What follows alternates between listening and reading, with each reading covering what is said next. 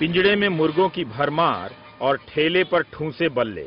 लोगों ने बताया कि हम मेरठ के यमुना नगर आ गए हैं। कोई खिलाड़ी तो होगा जो बैल और बल्ला के अन्योन्याश्रय संबंध पर निबंध लिख सके।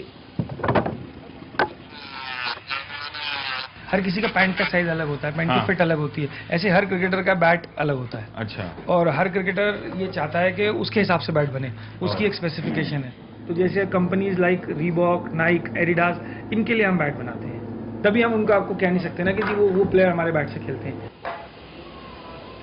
नमस्कार, मैं रवीश कुमार। जिस देश में क्रिकेट धर्म है, जुनून है, राष्ट्रवाद है और अफीम है, उस देश में क्रिकेट का सामान तैयार करने का काम रोजमर्रा की दिहाड़ी से ज्यादा कुछ भी नहीं है।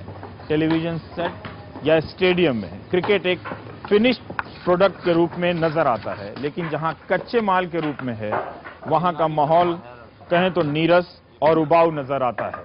ना टेलीविजन सेट है, ना रेडियो, ना स्कोर का शोर है, ना तालियों की गड़गड़ाहट, बस एक टारगेट है। दिन भर में ऐसे 100 बल्ले बनाएंगे तो 200 या 250 रुपए की मजदूरी मिलेगी। आरा मशीन पर पॉपुलर के लट्ठे को चीरकर चौकोर बना दिया जाता है। उसके बाद यहां इसे महीने 2 महीने तक सूखने के लिए छोड़ दिया जाता है। 2 महीने तक ये ऐसे ही पड़ा रहेगा, फिर इसकी छिलाई करके फिर उसको फिक्स करेंगे आप। सख्ती आ जाने के बाद फेविकोल से बल्ले में हैंडल फिट कर दी जाती है। बैट का एक आदिम रूप दिखने लगता है। यहीं के बाद से इसे ड्रेसिंग रूम की तरफ ले जाने की प्रक्रिया शुरू होती है। ये चीन से आई रंदा मशीन है। 2000 की इस मशीन से दिन में 40 की जगह 80 से 100 बल्ले की छिलाई हो जाती है। ये चाइना से है ना? इस तरह से जो हिंदुस्तान की अपनी पुरानी टेक्नोलॉजी है, ये है रंदा, है ना? तो इससे जब छिलते थे तो एक दिन में कितने बैट की छिलाई करते थे? बहुत कम बने थे, 30 बल्ले 40 बल्ले बस। और इससे 100 हो जाते हैं? इससे 70-80 बल्ले बन जाते हैं। 70-80 बन जाते हैं। कारीगरों ने बताया कि मशीन ज्यादा काम तो कर देती है, मगर वो काम नहीं कर पाती जो हाथ के रंदे से होता है। बल्ले की सतह की चिकनाई में फर्क रह जाता है। हाथ वाले में ये सब नहीं है, एकदम प्लेन है। और मशीन वाले में ये देखिए दाने दाने दाने दाने दाने पड़े हुए हैं, लेकिन हाथ से ये सब खत्म हो जाता है। इस फैक्ट्री में धड़ाधड़ बल्ला बाहर निकल रहा है। बताया कि यह मशीन मेरठ की देन है। इस पर ज्यादा बल्लों की छिलाई होती है। यहाँ आप जिन बल्लों को बनता देख रहे हैं, वो दरअसल सस्ते किस्म के बल्ले हैं। बाजार में 100 से 300 रुपए तक में मिलते हैं। इनकी मांग तब और बढ़ जाती है जब इंडिया जीत जाता है। जब इंडिया जीत जाती है डिमांड बढ़ती है, सब खुश रहते हैं, खुशहाल हो जाते हैं थोड़ा सा। अच्छा। पैसे की लोड प्लेट भी आने लगती है, खुशहाल हो जाते हैं सब लोग। उनका भी आगे से पेमेंट आने लगता है, हमें भी जल्दी जल्दी देते हैं, ये बनाओ वो बनाओ। रूप धारण करने के बाद बल्लों को रिक्शे पर लादा जाता है। एक रिक्शे पर 400 से 500 बल्ले आ जाते हैं। उसके बाद यहाँ इनकी रंगाई होती है। बल्ले को रंगीन बना दिया लोगों ने? हाँ जी। ये 2 साल से चल रहा है? ये 2 साल से चल रहा है जी। कारीगरों ने बताया कि आईपीएल के दौर में सफेद बल्ले की पूंछ कम हो गई। काले, नीले, पीले बल्लों के रंग हो गए। यहीं पर स्टिकर लगाकर यह बाजार में बिकने के लिए तैयार हो जाता है। आईपीएल में जो कपड़े रंगीन हो गए क्रिकेट के, उसकी वजह से हुए हैं क्या कि बैट भी रंगीन हो गए? नहीं मांगते हैं ये तो ऐसा नहीं, ये टेनिस बॉल से भी ज्यादातर खेला जाता है। बल्ले की जुबान तो नहीं होती, मगर बनाने वालों की तो होती है। यमुना नगर के ज्यादातर बल्ला फैक्ट्री मालिक सैफी समुदाय के हैं और एक ही कुनबे के। ज्यादातर मजदूर दलित हैं और मुस्लिम भी। दलित एंगल इसलिए लाया कि जिस खेल का सामान दलित हाथों से तैयार होता है, उस खेल के मौजूदा टीम इंडिया में एक भी दलित खिलाड़ी नहीं है। खैर ऐवी कह दी ये बात जी, बात तो हमें सोहन सिंह से करनी है। दलित हैं और 11 घंटे में 100 बल्लों की छिलाई कर देते हैं, तब जाकर 2 रुपए प्रति बल्ले के हिसाब से 200 रुपए प्रति दिन की कमाई हो पाती है। तो बैट के हिसाब से मजदूरी मिलती है? बैट के हिसाब से। एक बैट की कितनी मजदूरी? 2 रुपये। 2 रुपये। तो एक बैट को सफाई करने में कितना टाइम लगता है? लग जाएंगे 10 मिनट करेंगे। 10 मिनट। तो जितना करेंगे उतना गुना 2 मिलके 150 या 200 रुपये हो जाएगा। यहाँ 10 साल से बल्ला बना रहे मोहम्मद कासिम के हाथ में ठेले पड़ गए हैं। महीने में 24 दिन काम करते हैं तो 4800 रुपए की कमाई होती है। कासिम कहते हैं बल्ला बनाना आता है, बल्ले से खेलना नहीं। वो हाथ में भी आप दिखा रहे हैं कि दाग पड़ गए हैं, पूरे ठेले पड़ गए हाथ में। इस बैट को कैसे चलाते वो नहीं आता? नहीं, वो नहीं आता। बनाना आता है सर। जिस क्रिकेट ने खिलाड़ियों को अरबपति बना दिया, उससे कारीगरों की आर्थिक हालत नहीं बदली। पिछले 3 साल में इनकी मजदूरी 50 पैसे प्रति बल्ले के हिसाब से बढ़ी है। सस्ते श्रम के शोषण से पूंजी का मुनाफा बनता है। वैसे भी आप कम्युनिस्ट इंटरनेशनल का पर्चा नहीं सुन रहे, रवीश की रिपोर्ट देख रहे हैं। एक विकेट बनाने का काम कितना हुनर वाला है देखिए। कितनी खूबसूरती से निया नाम के औजार से छिलाई हो रही है, नोक बन रहे हैं। पहले निया लगाया, फिर रंदा लगाया, उसके बाद रंदा, रेगमाल, माखिया नाम के 3 औजारों से विकेट बन जाता है। मजदूरों की तरह औजारों के नाम भी हमारी जुबान से गायब हो गए हैं। यहाँ चाप में गेंद की सिलाई करने से दलित मजदूर दीपक को एक गेंद के 19 रुपए मिलेंगे। एक गेंद की सिलाई कितने देर में कर देते? आधे घंटे में। कमाई कितनी होती है आधे घंटे की सिलाई की? इसकी जी 19 रुपये। 19 रुपये मिलता है। हाँ जी। अब क्या कर रहे हैं इसको सिलने के बाद? इसको जी गोल कर रहे हैं। गोल? इस मशीन को क्या बोलते हैं? शिकंजा बोलते हैं इसको। यह शिकंजा है जिससे गेंद की गोलाई बनती है। ये गोल हो गया। यहाँ पांडे जी के कारखाने में काम करने वाले सारे ही मजदूर दलित हैं। तमाम प्रक्रियाओं से गुजरते हुए एक गेंद को बनते देखना किसी कला या कविता से रूबरू होने से कम नहीं। अच्छा लगा यहाँ दोनों मिल गए, अंबेडकर और क्रिकेटर। हम आ गए हैं एसएस स्पोर्ट्स की फैक्ट्री में। जतिन सरिन ने इंग्लिश विलो और कश्मीर विलो से बनने वाले महंगे बल्ले के बनने की प्रक्रिया दिखाई। पहले समस्या भी बता दी कि कश्मीर विलो की आमद कम हो गई है, जिससे विश्व कप के दौरान अच्छे बल्लों का बाजार तेजी से नहीं पकड़ पा रहा। And we are not allowed to have willow from Kashmir. That's the most unfortunate thing.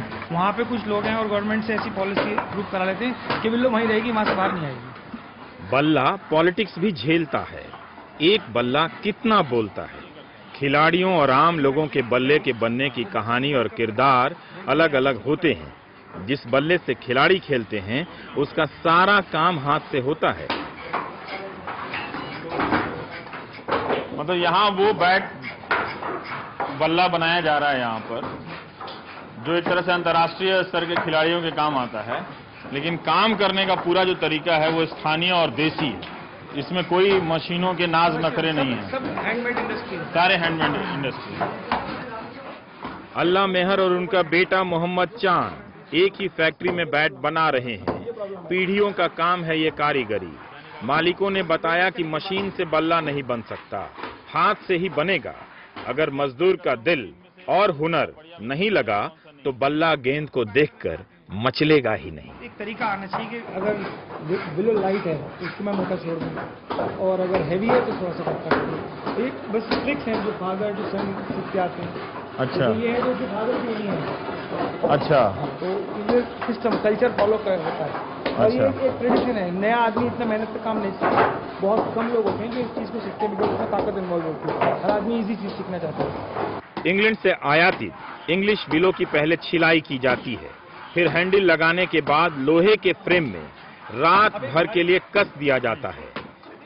Fevicol लगाने के बाद इसको ये कर दिया। ये 24 घंटे तक 12 घंटे तक इसको ये रखेंगे तो ये काफी चिपक जाएगा मजबूती से। इसके बाद ही बल्ले पर रंदा चलाने का काम शुरू होता है। लेकिन इस मशीन पर आकर खिलाड़ियों का बल्ला थोड़ा अलग हो जाता है।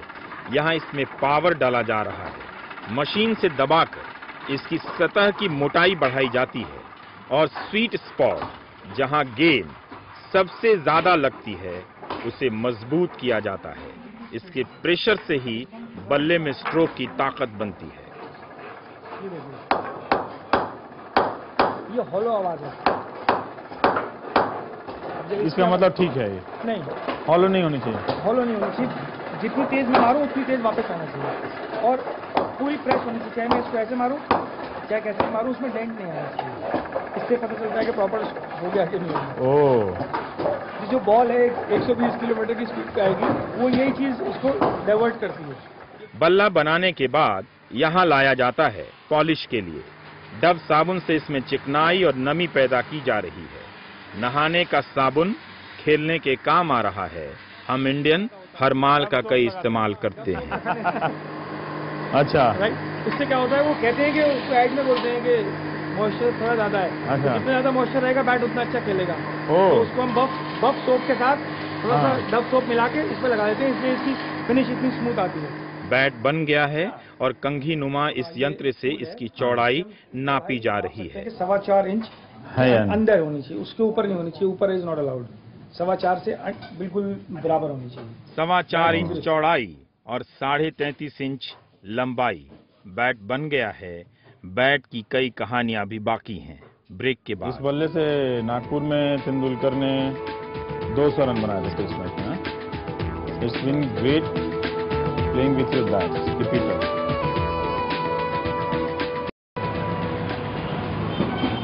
सारे सियालकोट वाले, सब सियालकोट वाले। तो वहीं आपके मतलब खानदानी लोग स्पोर्ट्स का ही ये कारोबार। हमारे ये जो स्पोर्ट्स वाले हैं ना, ये चौथी पीढ़ी चल रही है इस वक्त। चौथी पीढ़ी चल रही हाँ है। जी। अच्छा, इसका नाम ही स्पोर्ट्स कॉलोनी है। मेरठ की स्पोर्ट्स कॉलोनी 1947 के बंटवारे की त्रासदी से उजड़े लोगों को यहाँ बसाया गया। पाकिस्तान के सियालकोट से आए लोग पहले से खेल के सामान के कारोबार से जुड़े हुए थे। देश की यह पहली ऐसी कॉलोनी होगी जहाँ के गेट दरवाजों पर खेल के निशान मिलेंगे। इस कमरे में बल्ले का पूरा इतिहास मौजूद है।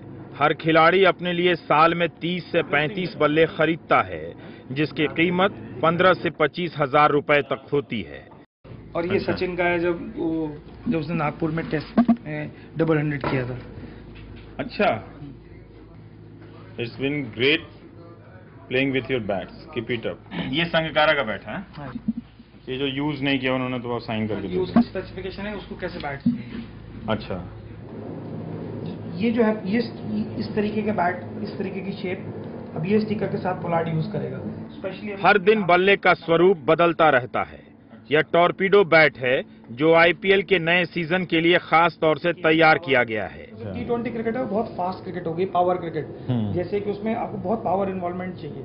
तो इसलिए इसकी यहाँ पे चौड़ाई बढ़ती चली यहाँ गई। चौड़ाई बढ़ती चली गई, और यहाँ से हमने इसको इसलिए टेपर करा कि थोड़ा सा ये जो वेट यहाँ से निकाला वो यहाँ डाल सके। T20 में युवराज ने इनके बल्ले से 6 छक्के लगाए तो यूवी 2020 के नाम से एक ब्रांड ही लॉन्च हो गया। यूवी 2020, कोई आपके बैट से कोई ज्यादा रन बना दे, फिर वो बैट ब्रांड बन जाता है। हाँ, वो एक छाप बन जाती है, चलती है काफी देर तक। बल्लों की दुनिया बदल रही है। सिर्फ खिलाड़ी नहीं, आम खिलाड़ी भी अब व्यक्तिगत दिलचस्पी लेने लगे हैं। उन्हें भी अपनी साइज और आदत के हिसाब से बल्ला चाहिए। वो दौर गया कि दुकान में सैकड़ों बल्ले रखे हैं और खिलाड़ी ने अपने लिए कोई सा भी चुन लिया। उनके पास सेट ऑफ मैच बैट्स होता है, उसमें अच्छा। से वो चूज करते हैं कि हाँ एक बैट से खेलेंगे। इस जगह पे 2 ज्ञान मुझे प्राप्त हुए। वो 2 ज्ञान ये हैं कि 2 लकड़ी जो है वो एक समान नहीं हो सकती है, और कभी भी 2 बैट 100% एक समान नहीं हो सकते हैं। ये 2 ज्ञान प्राप्त हुआ बल्ले की कहानी के पीछे घूमते घूमते।